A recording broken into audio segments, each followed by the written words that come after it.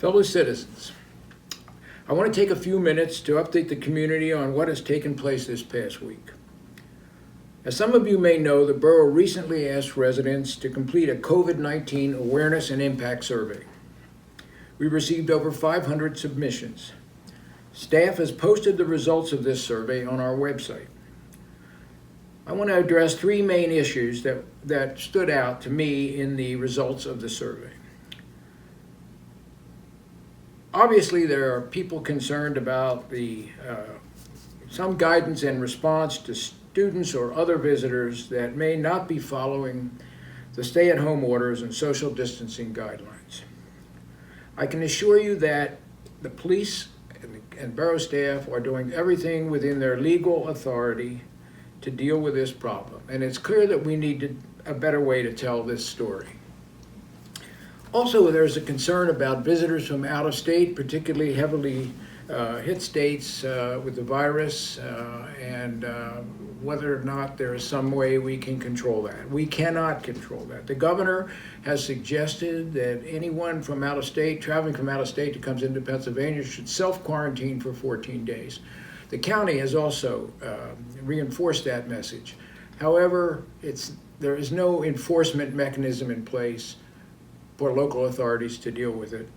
So it's a voluntary action on the part of the visitors, and there's not really much more that can be done about it.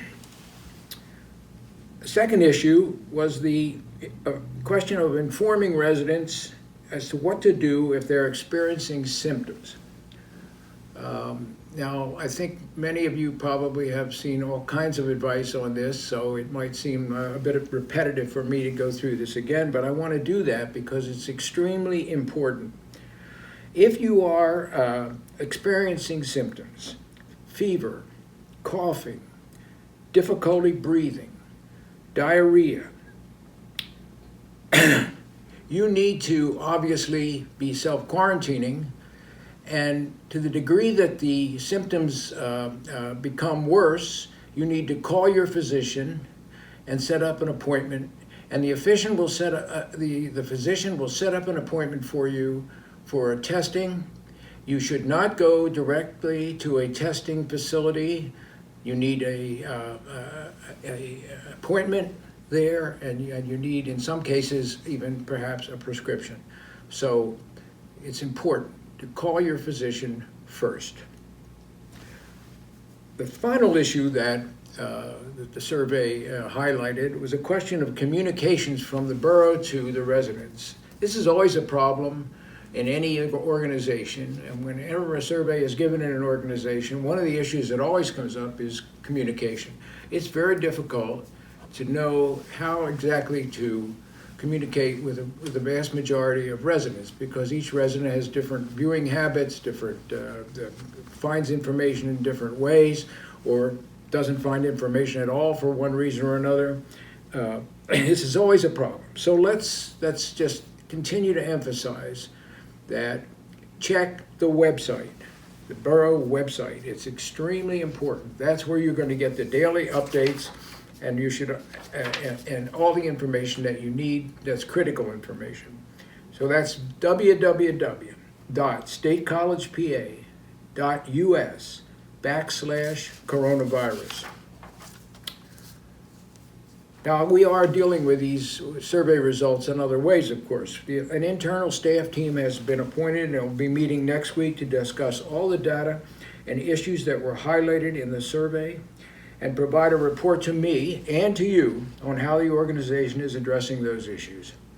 So I want to thank everyone who participated in the survey. It's great help. We're all in this together, so thanks again for your participation. For the parents in State College of school-age children, the State College Area School District is offering free meals for children 18 and under. The weekly meal kits have enough food for breakfast and lunch for 5 days. To register or learn more about the program, please visit this website, www.scasd.org/free meals. Let me say that again. www.scasd.org/free meals. Also, one of the questions that has been raised by the community is what municipal services have been impacted by the COVID-19 pandemic. This week, the borough has launched a service dashboard to show residents what municipal services have been impacted by the COVID-19 pandemic. You can access this dashboard at, again, www.statecollegepa.us/coronavirus. I also want to reiterate the stay-at-home challenge that was initiated last week. Participation is easy. Just decorate your door, your mailbox, your window, your driveway, etc., and showing support to those still working during the COVID-19, and share your photos with us by tagging us on social media. The Center County United Way asked me to make you aware of their 211 service. If you call 211, they can connect you with one of their 28 service agencies to get you whatever help you may need. If you have trouble getting through when you call 211, you can also reach out to Center Helps. Center Helps is a partner agency that also provides the referral information you need for help. And also, I want to remind you, if you know of someone in the neighborhood or you suspect that someone in the neighborhood is having difficulty and needs help, but perhaps can't help themselves, please call 211 and notify the United Way. Thank you. Mount Nittany Health has dedicated a COVID-19 hotline available to the community. Also, 814-231-7111. The COVID hotline will be answered daily from 7 a.m. to 11 p.m. For the most up-to-date information, visit mountnittany.org/coronavirus. That's mountnittany.org/coronavirus. Mount Nittany has also opened a new wing.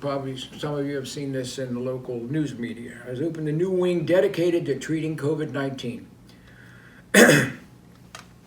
It's another move on the part of Mount Nittany to be well positioned with its current resources to deal with anything that emerges out of the COVID-19. Also, I want to assure you that in this area that our testing resources are robust. So we are, in fact, in a very good position. Let's keep our fingers crossed. Who knows what the future holds? But nevertheless, I want to assure you that we our medical facilities are ready to when needed. Finally, on the medical issues, I'm getting a lot of questions from people who want to know why the public cannot know where cases are in the county and who has them. Well, obviously, the privacy issues are paramount in terms of people knowing who has the virus, and it is not possible to give more precise geographical location with the information we get from the State Department of Health. The State Department of Health provides information only on a county-wide basis. So you may hear that this is not true in other states. You may hear that some other places in Pennsylvania hear rumors that they are able to find this out. I can assure you it's not true. We're following the law and the directions of the Pennsylvania Department of Health. Of course, again, I want to tell you that you emphasize that community members should take everyday precautions, like staying home, except for life-sustaining activities, wash your hands frequently, and avoid touching your face. You play the crucial role in limiting the spread of COVID-19, and wear masks, of course, when you're outside.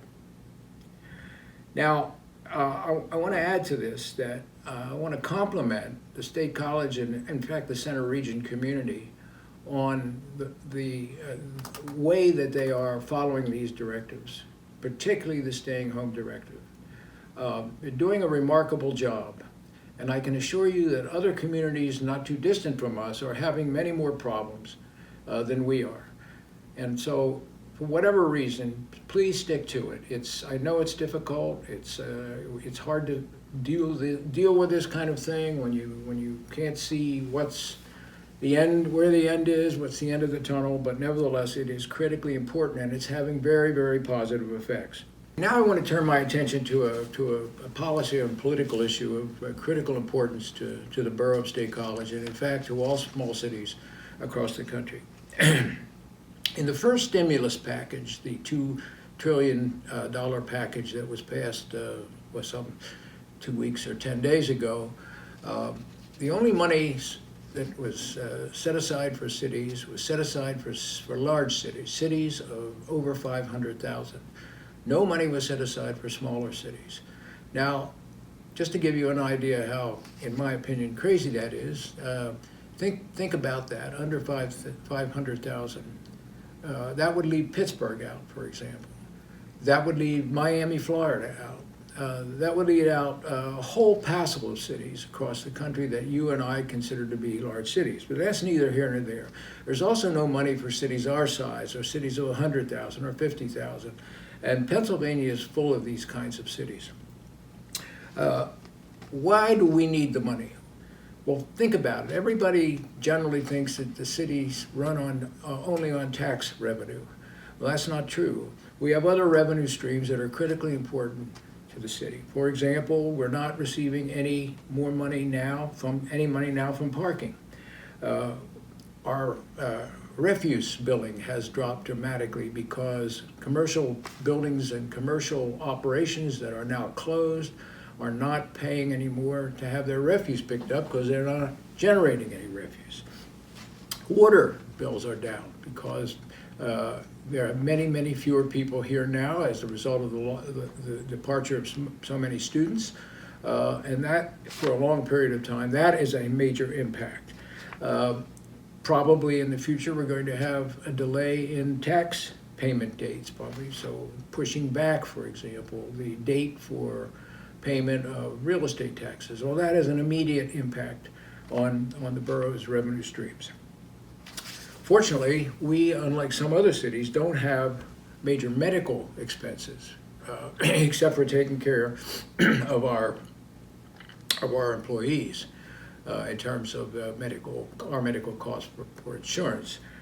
But we don't run the hospital, we don't run clinics and that sort of thing, and so we're not involved in that. That's the responsibility of Mount Nittany Medical Center, Geisinger, and others, and they also have direct needs in this regard. So I'm asking you today to call or write your congressperson and your senators and tell them to include direct funding for small cities in the next stimulus package. It's very important, and I certainly would appreciate it if you'll help. Thanks, and stay well.